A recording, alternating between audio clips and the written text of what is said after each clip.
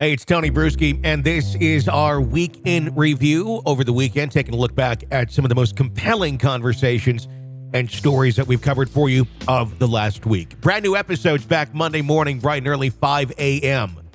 here on the podcast. Murder in the morning from the Hidden Killers podcast. Well, when there's smoke, there's fire, and there's a large pile of burning debris in the backyard of Rex Heuermann, according to a neighbor. And we'll talk about that in just a little bit. We're also going to take a look into what we know about the home life of Rex Heuermann, his wife, his child. And this is not to exploit them or anything of that nature. It's just to kind of take a look and examine where this person came from. In all, flat out honesty, I feel horrible for that family that went through that. I'm going to guess it was also probably decades of some form of abuse to his family. I don't think that that's too far of a stretch to say. They look, and maybe I'm being, I don't know. They look like very broken people when you see the pictures of them. And it's not just broken like, hey, we just found out our dad is the alleged Long Island serial killer. They kind of, I don't know. I'm getting the vibe that these people have been broken down for quite some time. Mm-hmm. And I'm going to guess it was probably at the hands of Rex and keeping them beaten down and broke down. And maybe I'm not even speaking physically like beating, but emotionally, mentally, so they would not speak or be aware or suspect anything out of him. This is someone who is clearly very good at manipulating people, has a horrible track record, if this is all true. And if you have a family while doing these sort of things, I'm guessing, have to exert some amount of narcissistic control over them to not be caught. Yeah, they look... I saw some pictures of them like coming out of a store or something, and they're kind of being stalked right now. So yeah. It's really hard to take a look at them and have a view of, they're traumatized. These are traumatized people, but they do look like there's some suffering going on. Long term and I feel horrible for them. I'm not trying to be mean or pick on a victim. I'm not. I just truly hope that they can get beyond this for their own good to a certain extent and look healthier, look happier, feel healthy and happier. Because I'm going to guess life even before this wasn't so happy and healthy, and now they've been thrown into the pits of hell and have to try and get out of it. So I do feel absolutely horrible for that family. Carrie Rawson, who is the daughter of BTK, is speaking out a lot about this as well, and trying to provide some words of wisdom and empathy of you're not alone. You can go through this. It will get better. And because of his actions, those are not your actions. They are not you. And anyway, she has a lot of very interesting insights into it, considering what her and her family have been through as well. Standing accused as a Gilgo Beach murderer, Rex Heuermann, an architect by profession, has been charged, of course, with the murders of 3 sex workers from over a decade ago. And there's a lot more suspected. I would not be shocked whatsoever if we don't hear more charges connected to him in the next week or month or even longer. This is probably going to go on for quite some time with connections, probably even far longer after he is convicted. And yeah, I'm sure he's going to be convicted. That's my opinion. He's innocent until proven guilty, but I don't know how he would get out of this at this point. His arrest has unraveled a tale of intrigue and horror that, of course, has shocked his community and the whole country and beyond. On July 14th, Heuermann was charged with the gruesome murders of Amber Costello, Megan Waterman, and Melissa Barthelemy, all of whom disappeared between 2007 and 2010. Their bodies discovered on Gilgo Beach. In addition, Heuermann, of course, is the prime suspect in the murder of Maureen Bernard Barnes, a 4th woman. And let's not forget the other 6 bodies on the beach and the other states that he would frequent and very likely probably did stuff there. The news of his arrest sent shockwaves through Massapequa Park. His neighbors were taken aback as Heuermann had lived amongst them along with his wife, daughter, and stepson. He was perceived as a somewhat aloof figure who kept to himself. The image portrayed by his defense attorney as a loving husband and devoted father starkly contrasted the persona he embodied in the eyes of his community. Neighbor Frank Musto, speaking to the New York Times, described Heuermann and his wife, Asha. Is it Asha? A-S-A? I want to say Asa, but Asa. I don't know. I haven't heard it pronounced, and I've never seen ASA as a name. So I would say Asa. Asa Ellerup as reclusive figures who generally avoided interaction with their neighbors. Musto pointed out that their house was unkept, a fact that led her to forbid her daughter from even visiting.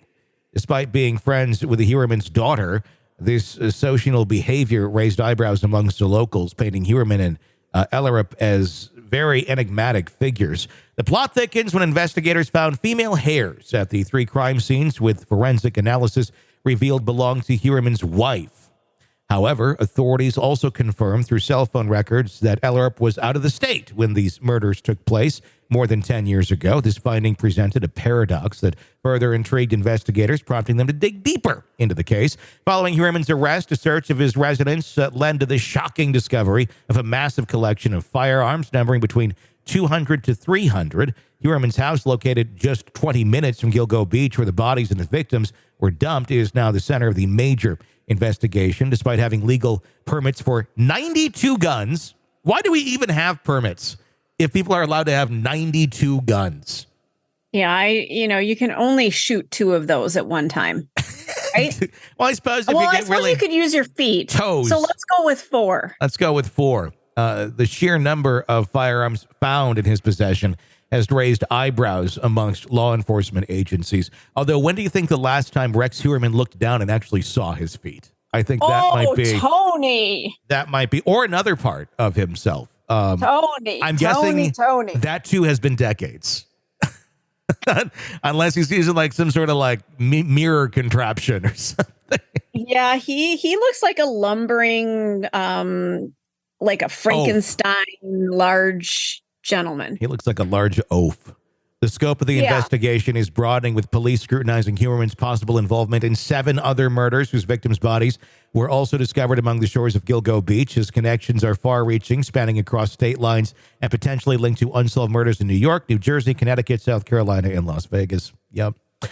Chilling eyewitness accounts of Heuermann's next-door neighbor. This is where we get to the burning. Dominic Simpson, how do you say it?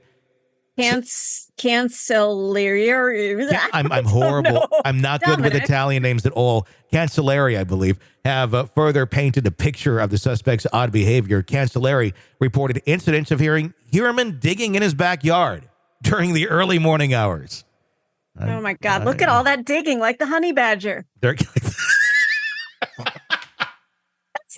The first thing I thought of. He's in the backyard digging like a freaking honey badger. Oh my God. There are people that are adults now that have no idea what you're even talking about. I know. Go look it up. That's how the long. honey badger. The honey badger, I think, was one of the first viral type videos. It was beautiful. And as a matter of fact, a little tidbit on me, I played roller derby, not well at all, but my name was Little Honey Badger. So I'm very familiar with the honey badger. Little honey badger. So I'm guessing they're going to have to start digging in the yard soon too, or use ground penetrating radar to see what they can find. Apparently, he frequently burned his garbage as well. Because everybody does that, especially in Long Island, right? In the city, yeah. That's. I don't think it's even legal to do like that sort of thing in. No, it's a fire hazard. I can't even tell you the last time I burned something in my backyard. I mean, we've got a little fire table, but we don't even do that because it's sometimes not safe. I mean, so if you're in the backyard burning garbage, what the fuck are you doing? Mm-hmm. Something's up. There is something. Or with me the other week, I had collected so many Amazon boxes in my garage from months. I broke them all down and had a nice little bonfire in my backyard the other day. Do we need to talk? What's going on? I was hiding a couple bodies underneath them. But no, I mean, obviously they're going to need to look into that. Why are you burning your garbage? There's garbage pickup, unless he's extremely cheap and doesn't want to pay for garbage pickup. Who knows? He also is described, Heuermann, as an intimidating figure who once issued a veiled threat after a minor dispute over a parking space. Ugh. Wonder what that threat was. On the other hand, Heuermann's family, specifically his wife and children, reacted with shock and disgust at the allegations against him, according to Police Commissioner Rodney Harris. And despite Heuermann pleading not guilty to all charges, his once ordinary life continues to unravel, revealing more horrifying details with each and every passing day. Well, and didn't I just read that his wife just filed for divorce? She did, yes. So she is not standing by him. So there is something. I mean, you know, if your fiance were arrested for this and you don't suspect her with anything, you're not going to file for divorce. You're going to go, you know what? We're going to fight this. I know you're innocent. So to me, that screams of, okay, this woman knows he is, you know, half a bubble off, if not more. And she knows something's up. It's probably years of looking back retrospectively and going, oh, what that was. A light bulb moment, connecting the dots, going, oh. And when you're in that situation, you don't want to believe that the person is some sort of predator or perpetrator. You really don't. But if you can make that realization, it's obviously going to be healthiest for you and your family. But some people dig in with their predator partners no matter what. And they just sit there, they deny, they downplay what... I was just going to say downplay. They downplay what the person has done, I think for their own sanity and their own self-existence. Because if you come to the surface when you're dealing with somebody like that, that's a lot to process. That's a lot to take in. To sit there and say my husband just had a little porn obsession, that doesn't cover their crime now, does it? Yeah, that's usually, especially when it involves kids or something.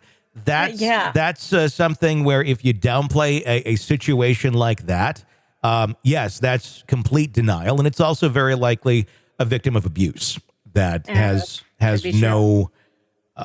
They're not in the right mindset, if you will, to really grasp the gravity of the situation that they're in. And I'm guessing that's, I think this wife here is grasping it, but I'm sure there's still so much that they're going to have to work through mentally to really kind of get life onto some sort of a semblance of normalcy again. Yeah, no shortage of needing therapy for those people who lived with this guy. No, and then someone like this, not rehabilitatable. Very simple. God, no. You're into killing hookers on the beach. You're into child porn, which this guy clearly was as well. Sorry, you're looking at child porn. There ain't no coming back. There ain't no recovery. There ain't no rehabilitation. It's very simple. I just say this to people. It's quite often, it's like, have you changed who you've always naturally been attracted to in your lifetime? The answer is usually no. Nope. Whoever you're interested in instinctually is who you probably still are. With this, some people are naturally attracted to kids, and that's a hard reality to accept. But it is a reality. And those people should not be among us.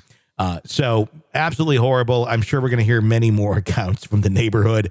And honestly, I hope the wife and the kids can find a place to kind of just disappear off to. I hope they don't just go back into that house. I can't imagine going back into that house after that, but I hope they find a place of respite where the media can't get to them and they can find a place of peace and healing.